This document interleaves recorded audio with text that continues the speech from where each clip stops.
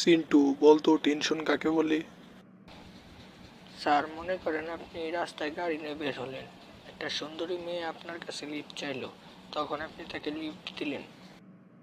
হঠাৎ আপনার গাড়িতে মেয়েটি অসুস্থ হয়ে গেল, তারপর আপনি তাকে হাসপাতালে নিয়ে গেলেন।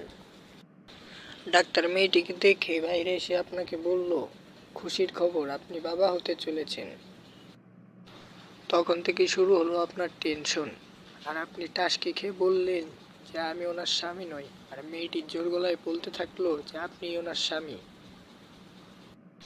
আপনার টেনশন আস্তে আস্তে আরো বাড়তে থাকলো। তারপর পুলিশ আসলো, আপনার মেডিকেল চেক আপ হলো। মেডিকেল চেক আপ থেকে জানা গেল আপনি কখনো বাবা হতে পারবেন না। লব ঠেলা। আপনার টেনশন আস্তে আস্তে আরো বাড়তে থাকলো।